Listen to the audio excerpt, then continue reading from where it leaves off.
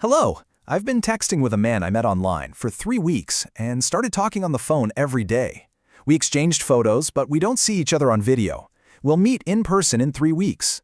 I generally like his behavior, but lately in every conversation, he's been making some joke that I don't find funny. Something related to our conversation, but transformed into a joke. For example, if you're cold, do you know how to make you feel warmer when you think of me? At first, I pretended to find it funny, ha ha ha. But in the last 2-3 conversations, I've been showing a coldness, even a slight irritation towards the joke. The other thing is that every morning and every evening, he sends the same good morning and good evening wishes, to which I have to respond like a parrot out of obligation to be polite, and I'm already starting to feel like he's tying me to this. My question is his behavior normal, or is he allowing himself too much? Apparently something is wrong after I feel irritation, which could push me away forever. Okay, so what you just heard, how many of us have been in a situation that feels just like that? That little knot in your stomach, that feeling of obligation? Here's the most important thing to get right from the start. It's not a sign that something is wrong with you. It's a signal. Your feelings aren't just random noise, they're data. So today, let's be detectives. Let's analyze the data. All right, first things first. We have to completely reframe how we think about irritation. We're often taught that it's this, bad emotion we need to squash down, especially when we feel like we should be polite. But what if I told you that irritation is actually one of the most helpful tools you have? Think of it like your own internal compass. So what's actually going on here? Well, from a psychological view, irritation is basically a low-level hey from your nervous system. It's not a full-blown air raid siren. It's more like a subtle, quiet alarm bell. It's your body's way of saying that something in your environment just isn't quite lining up with your needs. The key thing to remember is this: it's not aggression. It's information. So when you feel that little prickle of annoyance at a joke that just doesn't land, or that sense of being chained to your phone for a good morning text, that's a direct message. It's a communication from you to you. It's your mind and body whispering, hey, pay attention.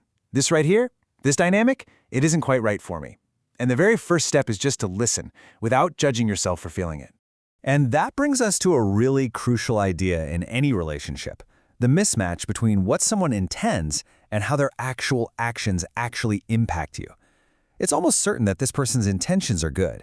They're trying to show you they're interested. They're trying to build a connection. But the actual impact, well, it's doing the exact opposite. Let's start with the jokes. Humor is a classic way to build rapport, right? He probably thinks these little jokes are his way of being charming and creating closeness.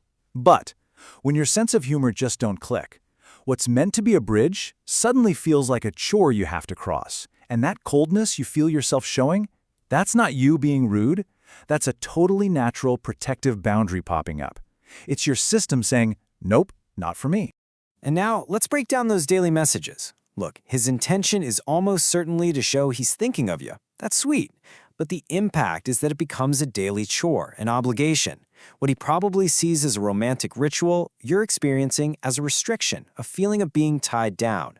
And that's how something like constant interest, when it demands a constant reply, can curdle into pressure. That's the core disconnect right there.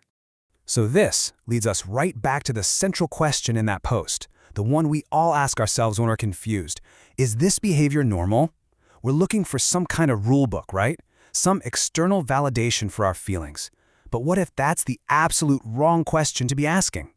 Here's the shift we need to make. Focusing on what's normal is a total distraction. Normal covers a massive range of behaviors. For some people, this much contact would be a dream come true. For others, it's suffocating. The only thing that truly matters is how it feels to you. So the real question isn't about judging them. It's about honoring yourself. Okay, so understanding all of this is great.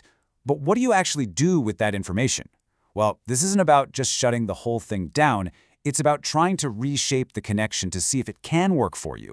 And that all comes down to one thing: clear, kind, and effective communication. Here's a really simple 3-step process. First, you've already done the hard part. Acknowledge the feeling is there. Just let it be valid. Second, you communicate your boundary, and you do it gently, making it about your needs, not their flaws. And third, and this is the most important step of all, you sit back and you just observe. You watch how they respond. I know, having these conversations can feel super awkward. So here are some actual phrases you can use. For the texts, something like, I really like hearing from you, but a daily good morning text isn't necessary for me, is amazing. It validates them while stating your preference. For the jokes, maybe, I really appreciate the effort, but that style of humor doesn't always land with me. See? It's honest, it's kind, but it's crystal clear. And this, right here, is the moment of truth. This is where you get the most important piece of data in this entire experiment. After you've gently set that boundary, what happens? Do they get defensive or weird about it? Do they just ignore you and keep doing it? Or do they listen? Do they adjust?